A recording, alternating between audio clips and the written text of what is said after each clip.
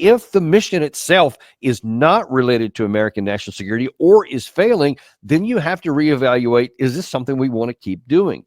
Now, I think you probably know where this is going with us already, because we've been talking about this mission has been going on for a long time and not just since March 15th.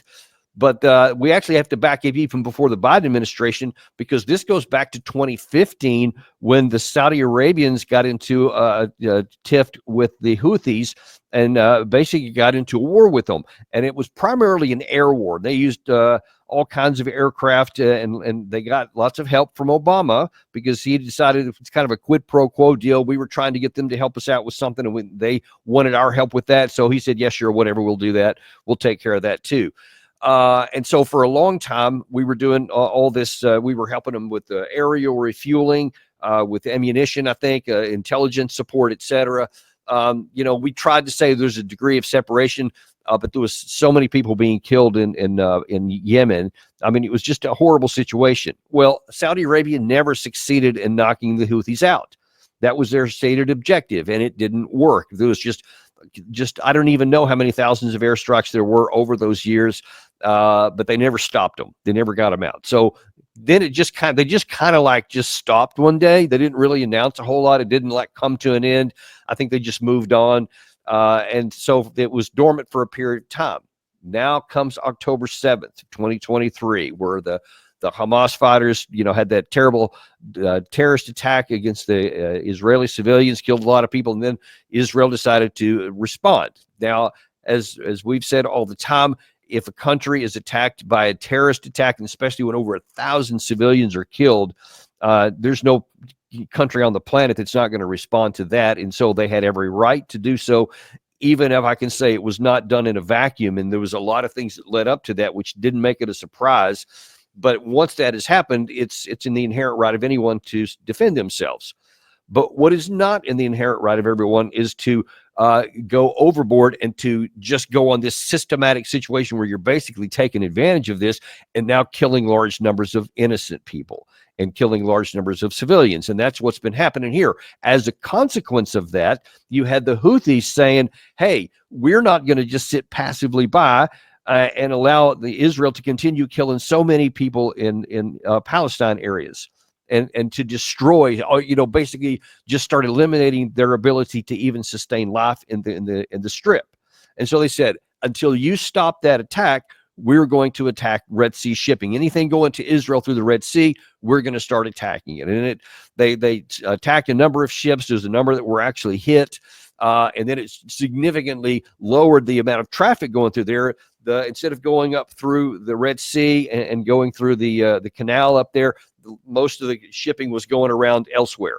Well, the Biden administration said, hey, we don't like that. So they started using American aircraft carriers to try and keep it open. And they started attacking the Houthis. They shot down lots of missiles, lots of drones that were going into some of these shipping, but they never stopped the Houthis. And then Israel tried the same thing. And there was several times they made big attacks inside Yemen itself. It never stopped the attacks. The only thing that stopped the attacks is when Israel finally had a ceasefire with Hamas, and the Houthis said, that's what we've said all along. That's what this was all about. You have a ceasefire, we'll have a ceasefire. So they stopped their attacks. Well, toward the end of the ceasefire, before it actually fell apart, Israel said they started having some claims against the Hamas people, and they said, all right, we're going to cut off food aid. And so the Houthis said, hang on. If you're going to cut off food aid to the people, the civilians in the Strip, then we're going to resume our aerial attacks onto the shipping back in the Red Sea again. Before they could actually act on that, the Trump administration launched this big, huge operation on the 15th of March that was designed to, quote, do what the Biden administration was unable to do. You may recall, I think we've shown part of this before, but to remind you of what the original statement was from the Trump administration, here is Secretary of Defense Pete Hegseth on the 15th of March. I want to be very clear. This campaign is about freedom of navigation and restoring deterrence. The minute the Houthis say, we'll stop shooting at your ships, we'll stop shooting at your drones, this campaign will end. But until then, It will be unrelenting. We got the reports last night, Maria. The Houthi capital felt like an earthquake. Dozens and dozens of precision heavy munitions dropping precisely on the targets that we wanted to hit, sending a very clear message. And the message is clear to Iran as well. And the president said it in his truth. Your support of the Houthis needs to end immediately. We will hold you accountable as the sponsor of this proxy. And I echo his statement. Okay, so that's really this bold and brash statement that we're going to bring a lot of heavy firepower. And even though the Biden administration couldn't succeed, even though the Obama effort, along with Saudi Arabia since 2015, couldn't succeed, we're going to succeed on there. So we're going to bring that firepower to bear. And there have been some huge strikes in the area. There's been big ones in the capital city. There's been some at various ports, etc. There's actually been quite a few more on that in just a second. But I want to show you also that here is a comment from the Houthis from March, where they said that they had previously taken the Harry S. Truman under fire. And then tag into the back of that is a U.S. 3-star general who kind of mocks them for the effort. مكنت القوات المسلحة اليمنية خلال الساعات الماضية من استهداف حاملة الطائرات الأمريكية USS هاري ترومان شمالي البحر الأحمر، وذلك بصاروخين مجنحين وطائرتين مسيرتين، واستهداف مدمرة أمريكية بصاروخ مجنح وأربع طائرات مسيرة. You know, the Houthis claim to have tried to attack the Harry S. Truman. Quite frankly, it's hard to tell because while we're executing precision strikes, they missed by over 100 miles. So I would just tell you their effectiveness, I would question anything that they claim in the press that they're doing or not doing. It's very hard to tell what they are just based on their level of incompetence that they've demonstrated. Based on their level of incompetence that they've demonstrated. What exactly is this level of incompetence? Because they have caused the U.S. aircraft carrier to have to go on an emergency shift to where they're trying to evasive control to try to prevent getting hit. We know that there's been a number of attacks on our ships so far. Up to this point, our defense mechanisms have succeeded. We've been able to either shoot down the missiles or avoid them through the maneuvering that we've been doing here. And now you see that it's cost an F-18 fighter jet. So who's the incompetent one now? I mean, you have to ask that question. Hey, if these guys are so incompetent, why do we lose an F-18 aircraft and a tractor and possibly even lost some troops or could at risk doing it because of these incompetent people here? See, we're rolling the dice here that missile didn't get through. That so far, we know of at least some cases where the missiles have gotten very close, dangerously close. So far, none of them have. But what has been the other cost aside from this now? Somewhere around $60 million jet that just fell in, along with the other tractor that moved in there. We've also had issues with drones. So we've had just since March, since we started this process here, we have lost 7 of these Predator drones have been shot down by the incompetent Houthis since March the 15th. Those things, folks, are about 30 million a pop. Some versions are a little bit more than that if they have different packages on them. But in every case, those things are really expensive. There have been 15 of them going back to October 2023 when we first started trying to take the Houthis under fire during the Biden administration. 15 of these things from the incompetent side of the Houthis. And all of these strikes that we keep having haven't seemed to make any difference. And I want to look at some other costs here. This is from Responsible Statecraft. Just came out this morning in response to all this. If I can pull it up. Sorry, I thought I had it posted in front of me. But, there we go. It says, to date, the U.S. has spent about $3 billion in its recent anti-Houthi campaign since it began in mid-March. $3 billion since the mid-March. They don't have the figures about what the Biden administration had spent before that time, but at least $3 billion since March. It's barely a month and a half from now ago. Hitting over 800 targets. 800 targets we've hit in Yemen, and we have not compelled them to stop doing what they're doing. Where do we go? It's in killing hundreds of civilians in the process. And now the accidental loss of a fighter jet adds tens of millions of dollars more to that.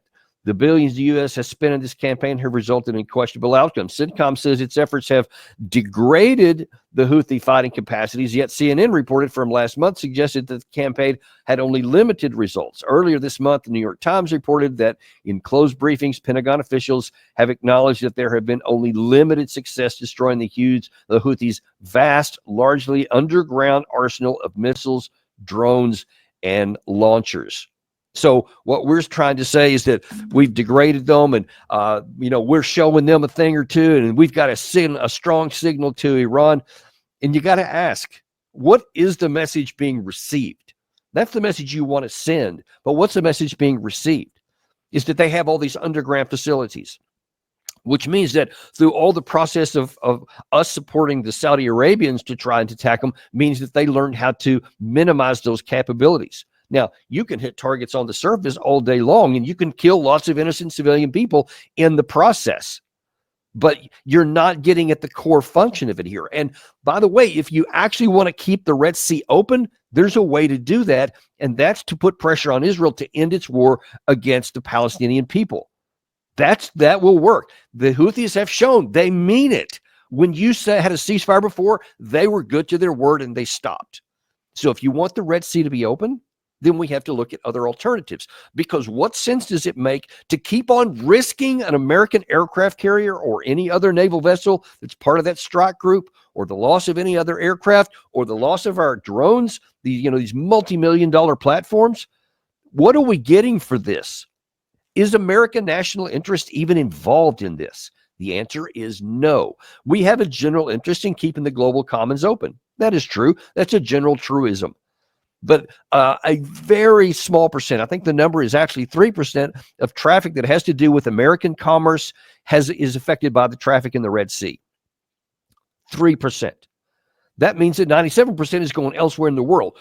What if the other countries who had something to do with that, whose economics were affected, maybe they should be trying to do something to open that up? Because imagine, we're spending all this money, billions of dollars, apparently every month that this thing's going on, for the benefit of other countries. And even that's not even really working, because it is only limited and minimized some of the attacks. It has not stopped them.